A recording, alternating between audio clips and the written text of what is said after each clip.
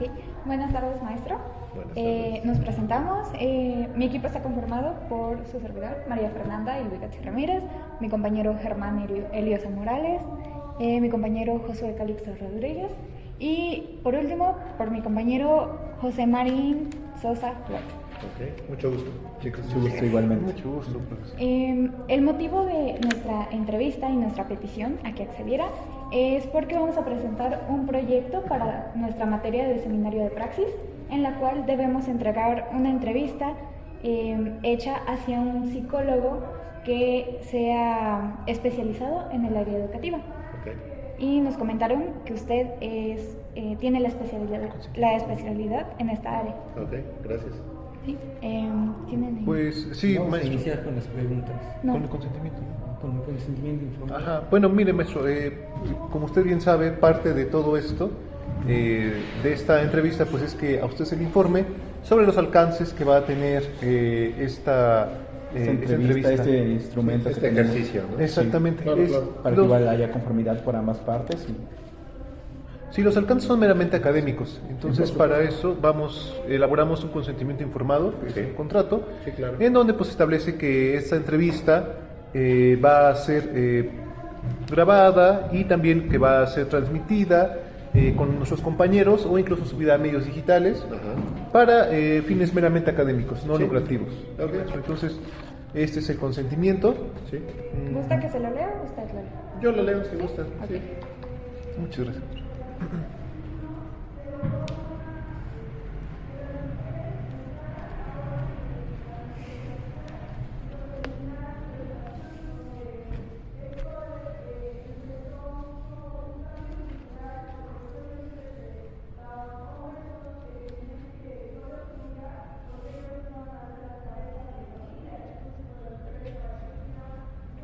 Si puedes pasar las preguntas, por favor.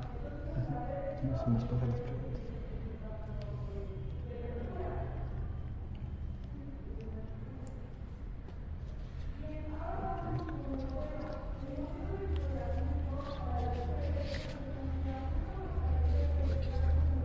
Muchísimas gracias. Muchas Muy gracias. agradecido. Y Preguntarle si tiene alguna duda respecto a Respecto al contrato. No, por el contrario, me parece un acercamiento bastante profesional hacia ustedes, un reconocimiento y mi felicitación al docente con el que estén trabajando, porque es importante que ustedes tengan esta claridad de cómo se deben cuidar este tipo de procesos. Entonces, me parece muy acertado que tengan ya este manejo de estos recursos, de esta información para futuras intervenciones o futuros trabajos de investigación. Eso es bueno, ¿sale? Muchísimas gracias, maestro. bueno, si usted está de acuerdo, podemos comenzar con la entrevista. Sí, así es. Vamos a dar inicio. La primera pregunta que tenemos es, ¿cuál es su nombre completo? Gabriel Monge Ortega, ¿Qué edad tiene? 42 años. ¿En dónde reside actualmente? En Tlaxcala, en la comunidad de Acuitlapilco. ¿Cuál es su ocupación actual? Soy docente aquí en la Facultad de Trabajo Social, Sociología y Psicología. Doy clases en los últimos semestres de sexto a noveno en la área de profundización educativa dentro de la carrera de psicología, y en el turno matutino yo trabajo como psicólogo de educación especial, atendiendo escuelas de educación básica donde hay población con necesidades en su aprendizaje de estudiantes, ya sea de preescolar, de primaria o de secundaria. Ok. Ok, maestro. Preguntarle, ¿cuál es su grado de estudio? Yo soy licenciado en psicología por parte de la Benemérita Universidad Autónoma de Puebla. Ah, ok. En esa universidad se egresó y también se especializó aquí. ¿En la UAP? En la UAP yo hice mi proceso formativo y he tenido varias capacitaciones. Todavía no tengo un posgrado, no tengo maestría, pero he hecho varios diplomados, he hecho varios cursos, varias capacitaciones con respecto a lo que tiene que ver con los procesos de enseñanza-aprendizaje con los estudiantes. Ok, muy bien, maestro. Bueno, preguntarle, ya como parte tangible de la entrevista, ¿por qué decidió usted especializarse en esta rama de la psicología? porque me parece que es el área donde hay más oportunidades del ámbito laboral, ¿sí? Para desenvolvimiento laboral. De hecho, en muchas ocasiones, inclusive aquí en esta facultad, se nos ha pedido participar a varios docentes para cuando se va a dar esta capacitación u orientación a los estudiantes que están en quinto semestre, para que empiecen a conocer las áreas de profundización y elegir. Y básicamente una de las participaciones que a mí me ha tocado comentar con los estudiantes es decirles: si se quieren dedicar al área de salud, que es el típico cliché de cualquier estudiante que llega a la carrera de psicología y decir, yo vengo porque quiero dar terapia, es decirles, afortunadamente la sociedad mexicana ha ido cambiando en la visión del servicio de psicología para la asesoría o para la psicoterapia. Ha cambiado esa visión. Ya ha habido más apertura, la gente ya tiene más disposición para acudir a servicios de atención psicológica, pero todavía enfrentamos ciertas barreras. Dije, ha mejorado, todavía no están completamente superadas. Y la otra barrera es la economía. Hay muchas personas, mucha población que no tienen la capacidad económica de pagar servicios de atención psicológica. Si a veces medio les alcanza para atender la salud física, la salud mental o la salud emocional, pues a veces no les da. Que afortunadamente también las instituciones, ya sea públicas, privadas, han hecho los intentos por brindar atención a la población, como lo ha hecho también desde el gobierno del estado. Hay una clínica de las emociones ahí por la Procuraduría, o bien la Universidad Autónoma de Tlaxcala también tiene su clínica de atención a la salud, y ahí también se ofrecen servicios de atención psicológica a la población en general. Entonces, veamos que hay esfuerzos de diferentes áreas o diferentes instituciones para brindar esos apoyos. Y entonces yo, cuando me ha tocado asesorar a los estudiantes, les digo, pues el cliché de la elección de las áreas de profundización de la psicología es, pueden irse al área de salud, pero realmente donde hay más oferta laboral es a los psicólogos de atención en la educación, psicólogos educativos, es donde hay más trabajo. No necesariamente el mejor pagado, pero es donde hay más trabajo. ¿Sale? Entonces, ¿podría considerarse como un tipo de orientador vocacional dentro de la psicología? Es que yo he tenido varias experiencias en el trabajo docente.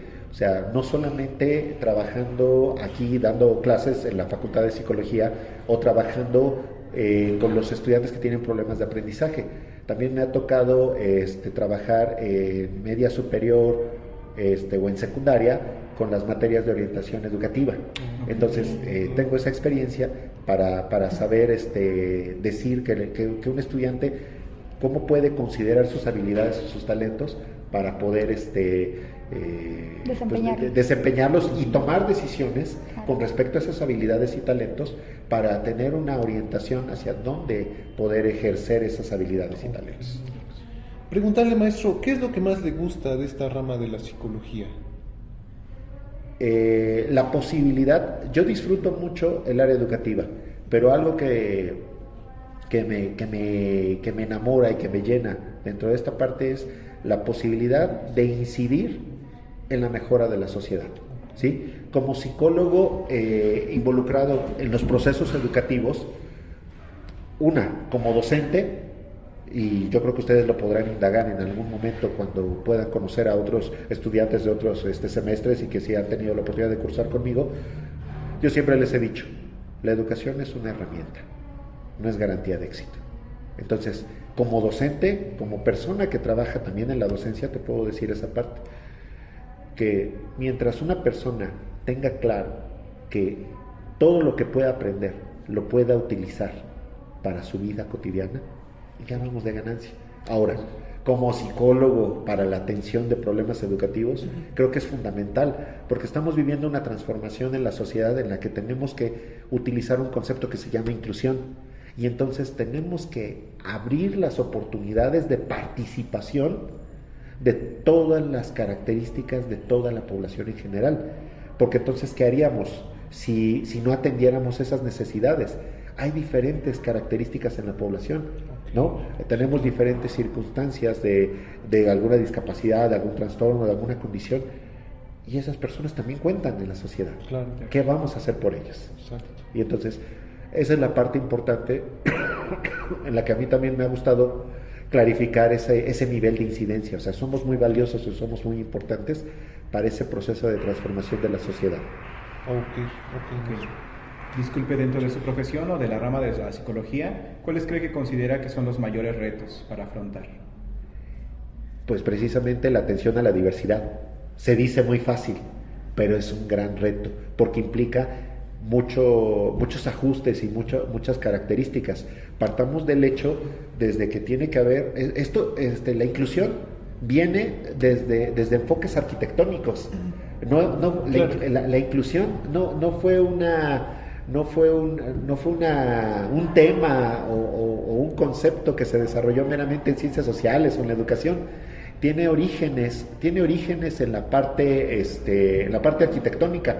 Un arquitecto se empezó a cuestionar y decir, los edificios son para todos, y desde ahí se empezó a desarrollar estas teorías de la inclusión.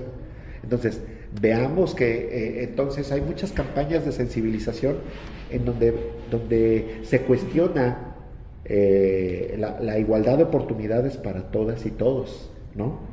Entonces, esa es una parte bien interesante y un reto grandísimo, ¿no?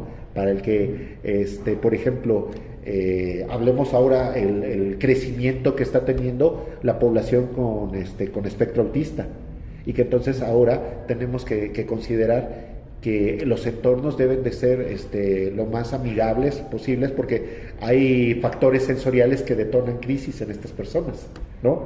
Y entonces tendríamos que tener en cuenta que tiene que haber una transformación en la conceptualización de la sociedad, porque a veces vemos a un niño que está teniendo una crisis, una rabieta, diría alguien, pero no entendemos por qué le pasó, qué lo detonó, y simplemente hacemos un prejuicio de decir, ay, esa mamá no lo cría, no lo educa, sino no conocemos todas las características y las circunstancias.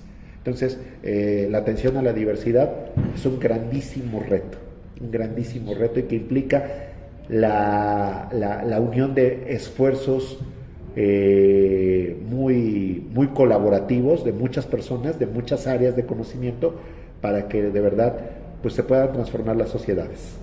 Muchas gracias. Sí, disculpe. Al igual que hay cosas buenas, también hay cosas malas dentro de una profesión. ¿Cuál considera que son las cosas que más le desagradan dentro de su ámbito? Pues yo creo que parte complicada dentro de la incidencia de la psicología educativa tiene que ver con el trabajar con gente que no se compromete para esos procesos de mejora. Y hablo desde docentes, porque por ejemplo tú llegas a una escuela donde hay un maestro que tiene su práctica muy hecha, y ustedes no me dejarán mentir, ¿cuántos de ustedes han pasado por su trayecto formativo y les tocó escuchar a un maestro? Yo explico, y el que entendió. ¿Por qué se sabe la frase? Porque ya hemos recibido por parte de ciertos docentes. Exacto, ¿no? Y entonces, eso es preocupante, porque un maestro hoy día tiene que estar consciente de que sí, yo tengo la obligación de enseñar, pero ¿cómo estoy enseñando? Mis métodos, mis materiales, mis formas, ¿me ayudan a que todos mis estudiantes aprendan?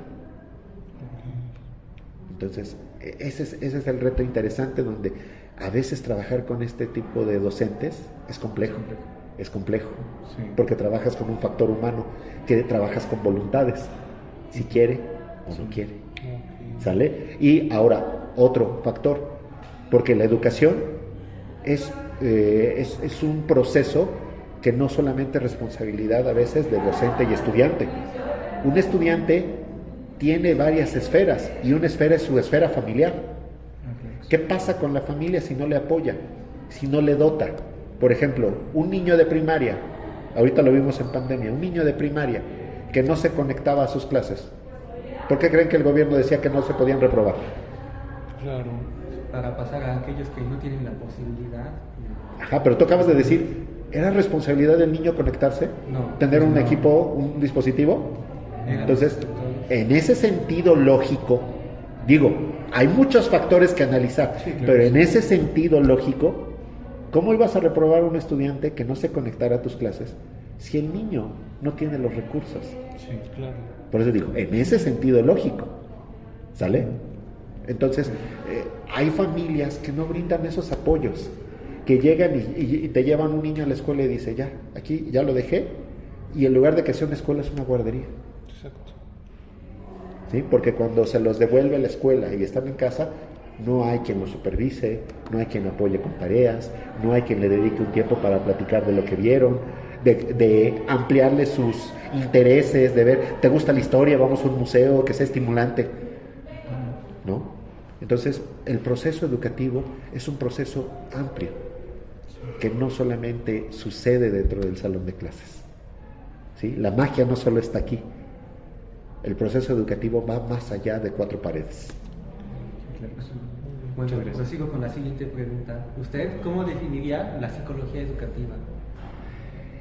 Como una parte de la psicología, un área de la psicología que tiene que ver con los procesos de enseñanza-aprendizaje, ¿sí?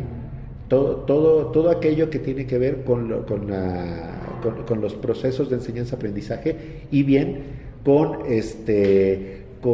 todos los fundamentos de las teorías del desarrollo, de las teorías de los diagnósticos, de las habilidades para la observación, para la valoración, ¿sí?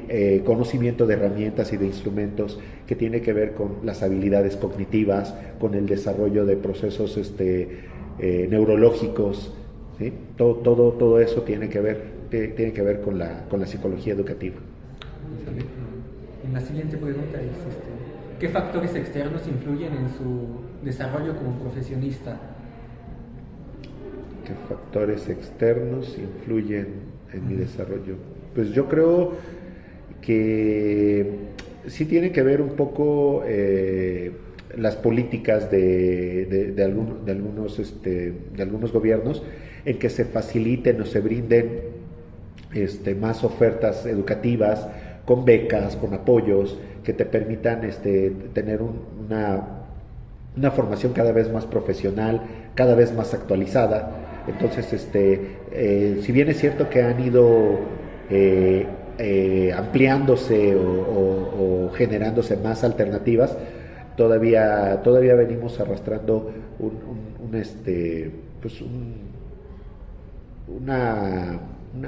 una baja oferta educativa todavía. Bueno, siguiente pregunta es, ¿cómo influye la psicología educativa en su vida cotidiana? Pues en mi vida cotidiana, porque todos los días trabajo en ello. Todos los días, de lunes a viernes, me toca ir a escuelas de educación básica a incidir. Ahora, en mi vida cotidiana también influye porque tengo una hija con epilepsia. Y entonces también en su momento pues tuve que aprender sobre esta condición y estar informado sobre qué poder hacer, sobre cómo brindar los apoyos que requiere mi hija para poder tener una vida lo más normal y lo más ¿cómo llamarla? Pues un desarrollo lo más integral posible, ¿sí? Sin afectación de ningún tipo en todo su proceso formativo como persona. Entonces, en mi vida cotidiana, yo creo que la psicología educativa está muy presente, te digo, desde el punto de vista laboral y hasta personal y familiar. Otra pregunta es, ¿cuál es el propósito de la psicología educativa? Pues el propósito de la psicología educativa es impactar en los procesos educativos que se dan en diferentes niveles, en diferentes instituciones, y que la psicología educativa tiene que favorecer que los procesos de enseñanza-aprendizaje se logren de formas más eficientes, que se cumplan esos objetivos que plantea la educación, que es que las personas aprendan, y que aprendan a convivir, que aprendan a ser, que aprendan a aprender, que son los pilares de la educación que promueve un francés que se llama Jacques Delors, y que esos pilares de la educación tienen que ver con esta visión pues amplia y compleja de lo que es el proceso de educación en todas las sociedades. ¿Usted qué opina del sistema educativo que se tiene actualmente aquí en la República Mexicana? Creo que tiene una visión interesante. La nueva escuela mexicana propone desde esta conceptualización humanista y desde esta conceptualización de comunidad que la transformación se tiene que dar en el entorno. Eso me parece valioso, porque entonces sí está atendiendo teórica y metodológicamente esta visión social, ¿sí? Porque tenemos que entender que la educación es un proceso social, ¿sale? Es un proceso social, que si tú lo ves individuo a individuo, ahí tienes una visión limitada, una versión como si estuvieras construyendo algo muy segmentado. Entonces, si tú cambias esta visión, como lo están haciendo con lo de la nueva escuela mexicana y con el concepto de comunidad y con el concepto del humanismo, te das cuenta que es una filosofía y una teoría congruente. El problema, ya sabemos que a veces esta contaminación política hace que no se ejecute como tal y que solo se cumplan intereses políticos, pero en esta visión tal cual, teórica, filosófica, me parece muy bueno. Okay. La siguiente pregunta sería, hablando del campo laboral de la psicología educativa, ¿cómo considera que es actualmente? ¿Tiene bastante demanda? ¿No tiene demanda? Y si pudiera decirnos más o menos entre cuánto oscilan los salarios normalmente. Ok, es que es muy variable. O sea, lo que te decía hace un momento, la oferta laboral, yo creo que sin temor a equivocarme, la psicología educativa es donde van a encontrar más oportunidades laborales. Todo estudiante de psicología que tenga una formación en psicología general, como lo hace aquí la Universidad Autónoma de Tlaxcala, les da las oportunidades de que se puedan insertar al área social, al área organizacional, al área de salud o clínica o al área educativa. Yo creo que sin temor a equivocarme todavía puedo decir que es el área donde hay más oportunidades laborales. ¿Sí? Donde todavía hay más oportunidades laborales. Desafortunadamente sí les puedo decir que no necesariamente es la que mejor remuneración económica ofrece. Yo creo, te digo, dependiendo de los factores, yo creo que ya inclusive se ha transformado que hay escuelas privadas que ya están contratando psicólogos. Entonces yo creo que una escuela privada pudiera llegar a pagarle a un psicólogo, pues yo le calculo como 8,000 pesos al mes. Okay. A un psicólogo, ¿sí? Pero ya creo que son las menos. Realmente hay muchas alternativas. Yo inclusive me ha tocado trabajar con varias generaciones de estudiantes y yo lo que les digo es, ya ahora la visión que ustedes tienen que tener es generar sus propios proyectos de empleo. Ya no egresar y decir, voy a buscar entrar a tal o cual empresa o a tal o cual escuela, institución, ¿no? Sí. Generen ustedes sus propios proyectos. Les decía a algunos, háganse un grupito, conozcan a alguien de educación especial, conozcan a alguien de odontología y creen un espacio de una clínica de atención al desarrollo infantil con un terapeuta físico y todo. Y este tipo de proyectos puede generar. Háganse un proyecto de atención a adultos mayores, porque también los adultos mayores aprenden, y métanlo con las presidencias municipales, ¿no? Y esa corriente de la pedagogía, de lo que tiene que ver con los procesos de enseñanza se llama andragogía. Si la pedagogía es la enseñanza con niños, la andragogía es la enseñanza con adultos. Okay.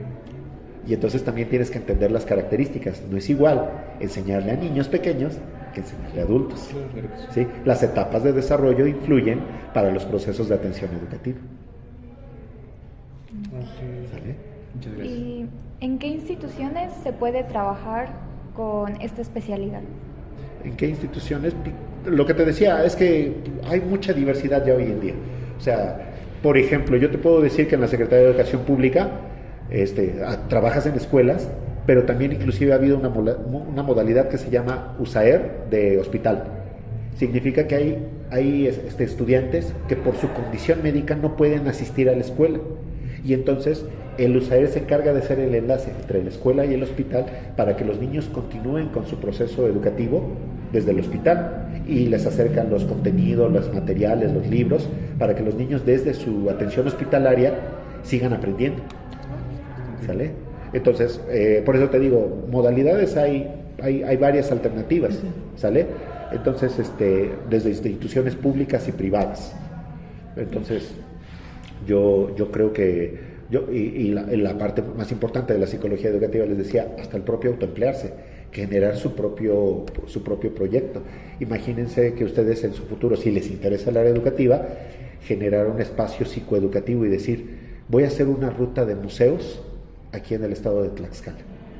Como parte, conocer el plan y programas de estudio de primaria y decir, voy a hacer toda esta ruta de museos como un proceso psicoeducativo para rescatar los antecedentes históricos y la formación de la identidad tlaxcalteca. Y ustedes, tenemos aquí a nuestros compañeros sociólogos, y entonces dicen, lo hago yo como psicólogo, pero también con un sociólogo. Pues les digo, la creatividad y el interés es de ustedes, esto no tiene límites, claro. Depende de ustedes, de por dónde les guste, por dónde vayan, y la variedad puede ser muy amplia.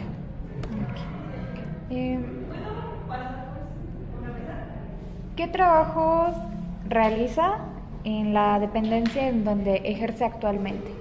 ¿Qué trabajos realizo? Ajá. Ok. En la mañana, como psicólogo de USAER, a mí me toca evaluar a estudiantes de educación básica, de preescolar, primaria o secundaria, cuando tienen algún problema que repercute en su aprendizaje. Entonces, me toca aplicar instrumentos psicométricos para determinar niveles de afectación emocional y o bien características cognitivas que estén afectando o repercutiendo en su proceso de aprendizaje. O a la inversa, a veces podemos poner una línea estándar. Tenemos el grupo de estudiantes en un salón determinado que tienen un nivel de desempeño todos equitativo, pero tenemos a los de bajo desempeño, y entonces es a ellos a los que también se les brinda estos procesos de valoración y de atención. Pero también tenemos a los que sobresalen de ese nivel de desempeño. Eso se le llama actitudes sobresalientes. Entonces, educación especial trabaja con los dos picos, con los que tienen problemas en su desempeño escolar, en su desempeño académico, por alguna condición, sea discapacidad, algún trastorno, o por una aptitud sobresaliente, y que entonces estos estudiantes también requieren de procesos de enriquecimiento, de actividades para potenciar estas habilidades. ¿Cuáles considera que son los autores más relevantes dentro del área de la psicología educativa? Es que hay varios, para empezar desde Piaget y Vygotsky, que son autores sumamente relevantes para entender el proceso de desarrollo del ser humano, uno desde una perspectiva biológica y otro desde una perspectiva sociocultural. Pero además de ellos se han venido agregando autores como Oswald, como Bandura con el aprendizaje social. Hay muchos, de verdad, hay mucha teoría de diferentes autores que tiene que ver con la psicología educativa. Entonces, realmente yo te podría decir que solo considerar a uno. Y además hay otro factor, que dependiendo de las corrientes o de los enfoques en psicología, yo te acababa de decir algo, la nueva escuela mexicana está con un enfoque humanista. Entonces, ¿por qué se dice humanista la nueva escuela mexicana? Porque trata de satisfacer necesidades básicas. Ustedes ya se irán familiarizando más con esta teoría. ¿Sí? Ustedes más adelante tendrán que escuchar sobre la pirámide de Maslow, Abraham Maslow como un teórico sobre la satisfacción de necesidades. Y entonces, si una escuela se dice humanista, es porque va a ayudar a que sus estudiantes tengan satisfechas sus necesidades básicas. ¿Cuál es una necesidad básica que tenemos que satisfacer? Descansar, dormir, comer. Alimentación. ¿No? ¿Qué hay en las escuelas? Comedores. Comedores. Entonces, fríamente, eso es humanismo. Fríamente, eso es humanismo. ¿Por qué la Universidad Autónoma de Tlaxcala es humanista? Pues por las sanciones que realiza. No, porque hay un comedor universitario. Y porque además ofrece un plan de acción tutorial que nos habla de la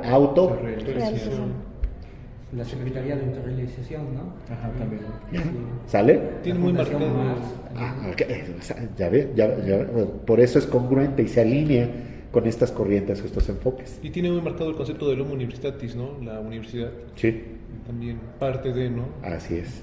Entonces, la nueva escuela mexicana, por eso te decía, le pega a estos detalles, es humanista, pero al mismo tiempo también se ha ido involucrando con otras corrientes o con otras perspectivas pedagógicas, didácticas. Por ejemplo, no sé si ustedes han escuchado hablar de constructivismo. ¿Sí? Bueno, para que una escuela se considere constructivista, tiene que ver con el mobiliario. Si no hay mesas, no puede ser constructivista. Porque las mesas de trabajo facilitan que el estudiante construya su conocimiento. Si hay puras butacas, hay una incongruencia en el modelo. ¿Sale? Dentro de estas mismas corrientes que usted menciona, ¿cuál es la que se alinea más a sus intereses personales? No sé, constructivismo. ¿Sí? Yo creo que dentro de todo lo que te he estado ahorita medio comentando y diciendo, esta parte de la atención a la diversidad y de el aprendizaje basado en las habilidades, en este humanismo y en este desarrollo de habilidades.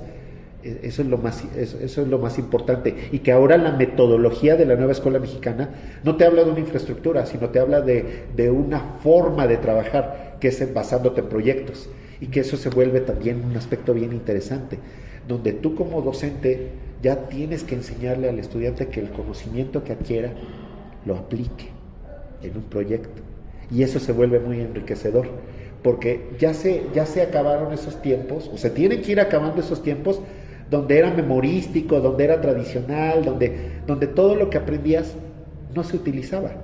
Entonces, esta metodología por proyectos que ahora está trabajando o que se propone en la educación básica en la nueva escuela mexicana, tiene que ver con esta transformación en las prácticas docentes, que el docente tiene que crear proyectos donde el estudiante diga, sé todo esto y lo voy a poner en marcha, lo voy a utilizar para desarrollar mi proyecto. Y entonces van a atender a situaciones de su vida, de su entorno. Si hay un problema de la basura en la comunidad, sale. Vamos a hablar sobre el ecosistema, vamos a hablar. Y entonces el chico se va a comprometer a su aprendizaje porque va a atender a necesidades de su entorno. Esa es la visión que ahorita se está dando en la nueva escuela mexicana. Entonces, eso es lo que yo te podría decir que me parece muy significativo. Sería prácticamente encaminarlo a una mentalidad sobre la sostenibilidad, ¿no? De alguna manera sí. Un pensamiento humanista, como nos decía hace un momento usted. Sí, a preocuparte por el entorno. Por eso, lo que te decía, el concepto de comunidad. Si tú te ves solo como individuo y dices, estoy en mi casa y estoy cómodo y tengo luz y te concibes como un individuo solo. Pero ¿qué pasa allá afuera? Claro, sí. ¿Qué pasa allá afuera? ¿Y qué pasa si hay delincuencia y si tú dices, no, pero la delincuencia está allá afuera? Aquí yo en mi casa estoy seguro y estoy tranquilo, pero tarde o temprano vas a tener que salir, ¿no? De tu casa. Y al salir de tu casa, ¿cómo vas a enfrentar esos problemas? Claro. Entonces, si queremos transformar la sociedad se transforma en comunidad. ¿Sí? Todos necesitamos de todos. Claro. Los problemas de allá afuera tienen que ver conmigo. Exacto. Me afectan. De alguna u otra manera me afectan o me van a afectar. Ajá, claro. ¿Sí? Porque hay que ver a futuro. Porque vivimos en la misma realidad. Exacto, ese es el punto. Disculpe, ¿cómo podría implementar el concepto de comunidad? Bueno, para que se pudiera establecer como una de las bases para el aprendizaje. Ok, el concepto de comunidad tiene que ver con este fenómeno. Acuérdate que, por ejemplo, si regresamos a la definición de la ciencia de la psicología, ¿sí? Sí.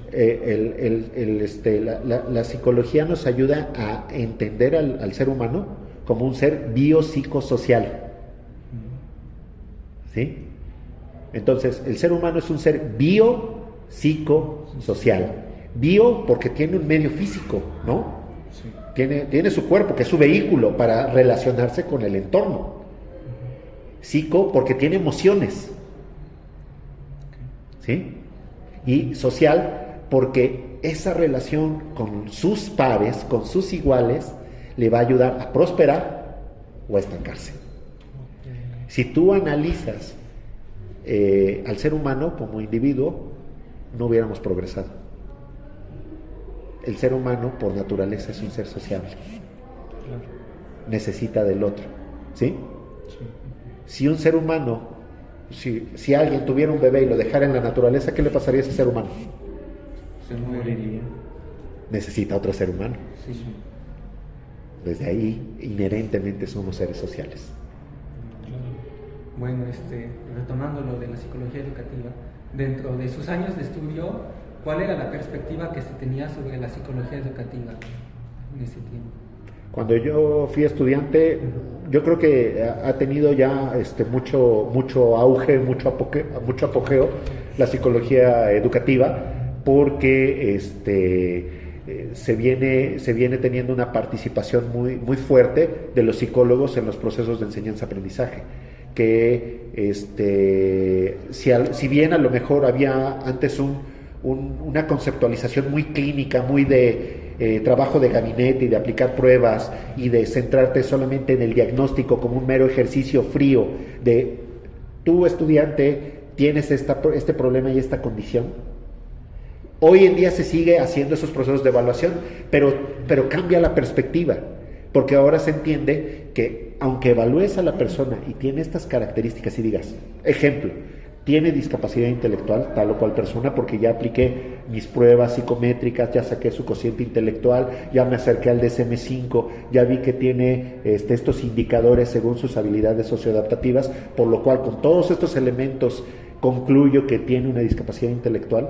Sí, pero esa discapacidad intelectual solamente es una característica más de la persona, ¿sí?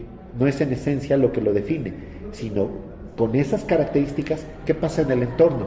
Y entonces la evaluación ha tenido una transformación de una visión clínica y que solamente se reduce a una explicación de tienes este problema, por eso no aprendes. No, tienes esta condición y ¿qué pasa con tu relación con el entorno? Te lo voy a poner en términos muy concretos. Es como decir, tienes una persona con discapacidad intelectual severa, y entonces que tiene afectada su motricidad, pero pues tienes que hacer que pueda aspirar a cierto nivel de autonomía e independencia. Y entonces, si no se puede abotonar, ¿qué es lo que vas a hacer? Apoyarlo. Transformarle la ropa, ponle cierres, ponle velcros, porque lo que buscas es que sea autónomo e independiente. Entonces, acomódale la ropa. ¿Sale? Sé práctico en eso. Si quieres que logre esa parte, si no se sabe atar las agujetas, porque no ha desarrollado la motricidad, entonces va a andar con los zapatos con las agujetas desamarradas todo el tiempo. No. ¿Qué vas a hacer? Ponerle unos zapatos con velcro o que simplemente metes. Exactamente. Tienes que ser práctico, resolverle. No pensar de manera tan cuadrada, ¿no? Exacto, ese es el punto. Entonces te digo, estás evaluando y dices, en una versión anterior, que por eso con tu pregunta me decías, ¿cómo era antes esta incidencia de los psicólogos en los contextos educativos? Pues era a lo mejor muy clínico, muy técnico esta parte, pero ahora se ha cambiado porque sigues haciendo esa evaluación, pero además, ¿qué sí puede hacer? ¿Cómo se puede relacionar con el entorno en esa visión social? ¿Sale? Entonces, no sé si pude explicarme o quedó clara esta parte. Sí, claro. Respondió Sí. claramente. Maestro, para concluir con la última pregunta, hace un rato nos comentaba que usted apoya tanto a estudiantes a desarrollarse, que nota un aspecto sobresaliente, como a lo mejor estudiantes están en rezago, ¿no? Sí. Pienso que esto es un gran cómo en su vida, es un gran por qué en su vida, ¿no? Para ayudar a otras personas. Usted vive para ayudar tanto a estudiantes que necesitan porque tienen un rezago, como a aquellos a los cuales pues tienen una actitud sobresaliente, ¿no? Entonces, ¿Cómo permea esta emoción que a usted le da poder ayudar en su vida? ¿Cómo es ese impacto de poder brindar este apoyo a este tipo de estudiantes? Es un impacto muy positivo. Te lo puedo decir tan sencillo como llegar todos los días y que te reciban en la escuela. Maestro, tengo una niña con parálisis cerebral infantil que solamente tiene compromiso en su motricidad. Cognitivamente la niña habla, o sea, se mueve, se desplaza, tiene ciertas dificultades en su psicomotricidad gruesa, es decir, para correr, que no se vaya a tropezar, que se caiga, solamente tiene esas dificultades, pero dice, favorito. Entonces, esta parte de que tú recibes lo que das. Claro. ¿Sí? Esa reciprocidad, si tú das y haces las cosas bien, vas a recibir algo bueno. ¿Sí? Vas a recibir, pero no lo haces por recibir, lo haces porque quieres hacerlo. Okay. E inherentemente las cosas se van a ir dando, porque el ser humano aprende a ser recíproco. Sí, claro. Sí. El ser humano aprende a ser recíproco. Y si estamos diciendo que queremos cambiar a las personas, pues ese es el medio, la educación es el medio. Claro. Entonces, la tarea de dedicarse a la educación es una tarea muy noble. Y con un alto compromiso con el ser humano. Claro. Dices tú, amorosa, no podemos desvincular las emociones. Exacto. ¿Sí? Si tú, y así se los pongo, ahorita lo estaba trabajando con mis estudiantes, ahorita que me fueron a buscar, y se los digo así: si ustedes hacen el ejercicio de recordar a sus mejores docentes, ¿quiénes fueron? Los que les hicieron sentir algo agradable. ¿Sí o no? Sí. ¿Sale? Entonces no podemos separar que la actividad de la educación tiene una alta carga emocional porque somos seres humanos. Okay. Entonces, el trabajar con el aspecto emocional desde una parte muy positiva nos va a dejar grandes frutos. Entonces, yo te diría eso, o sea, eso es lo que yo recibo. Esa parte del entorno donde veo que el niño está feliz, que la niña está avanzando, que tal niño se siente más hábil, o sea, lo ves y te dicen gracias y tienen una muestra de afecto contigo. Claro. Muy hermosa reflexión. Muchísimas gracias. Muchas gracias por el tiempo que nos pudo brindar. Tal vez interrumpimos algunas de sus actividades, pero en serio le agradecemos muchísimo que nos haya podido brindar este espacio, abrir este espacio. Creo que el día de hoy adquirimos mucho conocimiento como equipo por parte de un docente y de verdad mucha admiración para usted, por su desempeño, por la manera en la que habla de su trabajo y por todo el conocimiento que le ha generado. Y nuevamente le agradecemos muchísimo por poder darnos la oportunidad de tener esta entrevista con usted el día de hoy.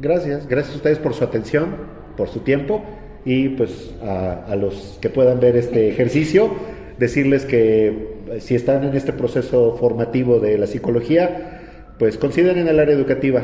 Es un comercial, es donde hay más trabajo, chicos, piénsenlo, chicas, piénsenlo. Entonces, pues con mucho gusto en lo que yo pueda participar nuevamente, colaborar en los procesos formativos con estas generaciones que vienen aquí a esta facultad, con todo gusto. ¿Sale? Saludos. Aquí. Muchas gracias. En serio, muchísimas gracias. Un gusto. ¿Sale? Muchas gracias. Maestro, Chicos, un gusto. Muchísimas gracias. Gracias. Bueno, pues Que tenga buena tarde. no, igual.